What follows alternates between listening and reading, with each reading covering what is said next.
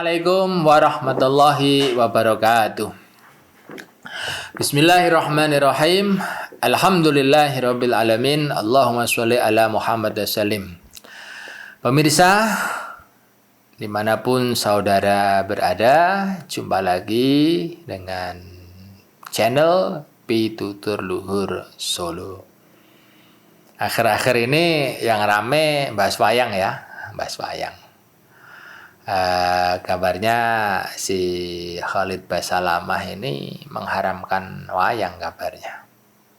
Saya tidak akan membahas Khalid Basalamahnya lah itu. Mengharamkan atau tidak urusan dia dengan Allah, urusan dia dengan netizen. Urusan dia di YouTuber itu ya. Tetapi melihat daripada sejarah ya, melihat daripada sejarah perkembangan Islam di Indonesia, khususnya di Jawa ini, ya tentu tidak seperti halnya Khalid Basalamah ya. Kalau Islam di Jawa ini tidak ada wayang, seandainya tidak ada kesenian atau budaya yang bernama wayang ini, karena budaya kan hasil cipta rasa karsa manusia, diantaranya adalah bidang seni ya. Seandainya tidak ada kesenian wayang, menurut saya itu Islam sulit berkembang di Jawa. Karena dulu wayang itu sangat digandrungi orang gitu ya, sebagai media dakwah. Ya kalau sekarang mungkin menjadi nasyid ya. Kalau orang-orang yang nggak suka qasidah, nggak suka hadroh itu kan gandrung dengan nasyid. Cuma nasyid ini tidak begitu disukai oleh orang Indonesia, khususnya juga orang Jawa. Jadi populasi penduduk yang menyukai nasyid dengan wayang tempo dulu itu ya, kalau kita lihat datanya sangat jauh berbeda. Orang dulu itu melihat wayang itu dari jam 8 sampai jam 6 pagi. Itu luar biasa. Ya dimaklumi wong belum kenal Islam secara kafah ya, kadang-kadang dalangnya juga belum sholat, tetapi nilai-nilai yang diomongkan kan sudah bagus. Karena di dalam agama Islam kita tahu maling kok ngajak maling, dosanya 2. Dosa pertama dia maling, dosa kedua ngajak maling. Nah orang yang nggak sholat itu kok dia mencegah sholat, itu berarti dosanya 2. Dosa pertama dia tidak sholat, dosa kedua dia mencegah sholat. Tapi orang yang belum sholat kok dia istilahnya ngomongkan tentang sholat misalnya, ya dosanya hanya 1, dosanya hanya meninggalkan sholat.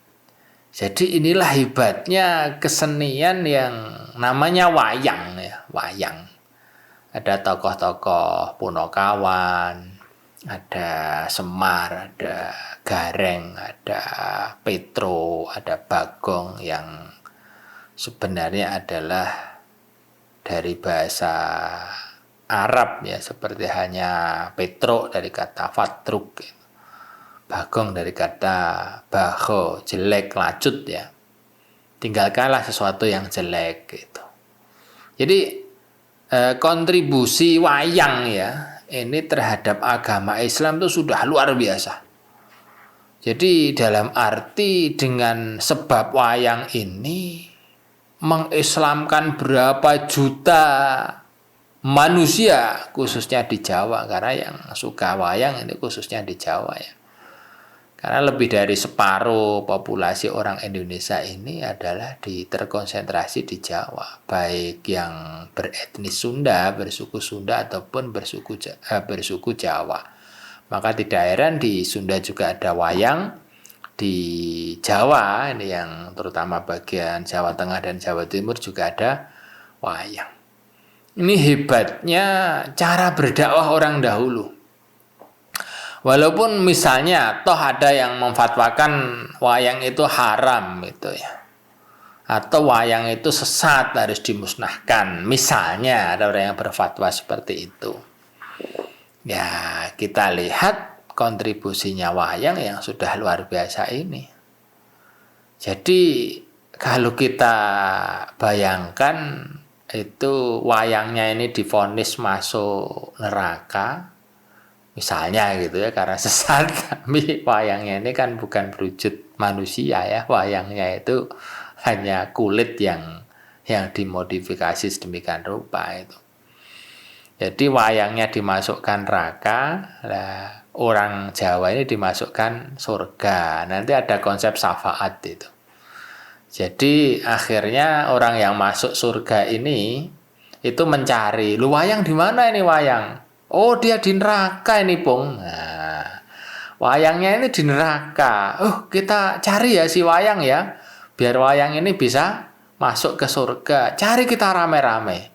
Sekian juta orang yang menjadi penduduk surga ini mencari si wayang yang dituduh sesat masuk ke dalam neraka. Akhirnya wayangnya ini dituntun oleh orang-orang Islam yang masuk ke dalam surga, namanya syafaat. Inilah hebatnya itu loh.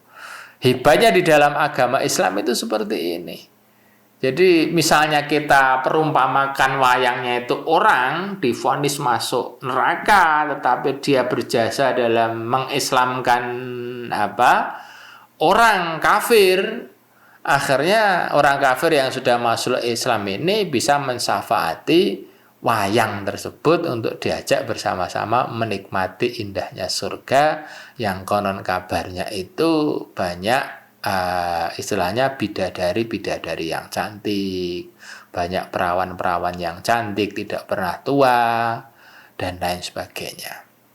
Itu hanya dari sisi nafsu, sudut pandang nafsu manusia yang berada di dunia. Tetapi dari sudut pandang yang lain, orang yang paling bahagia di surga ini adalah orang yang bisa menatap Allah dan orang yang bersama Rasulullah di surga. Lah, kalau kita yakini si wayang ini ditolong oleh orang Islam masuk ke dalam surga seperti cerita tadi, akhirnya wayang ini bisa menghadap Allah, bisa bercengkrama, ngobrol-ngobrol dengan Allah. Wayang saja ini bisa ngomong-ngomong dengan Nabi Muhammad SAW di dalam surga. Berarti kan hebat ini. Hebatnya wayang dari dulu sampai sekarang. Salam waras bersama wayang pitutur luhur Solo. Nanti wayangnya Kang. Mudah-mudahan bermanfaat. Akhirul kalam, wallahul muwaffiq ila aqwamit thoriq. Wassalamualaikum warahmatullahi wabarakatuh.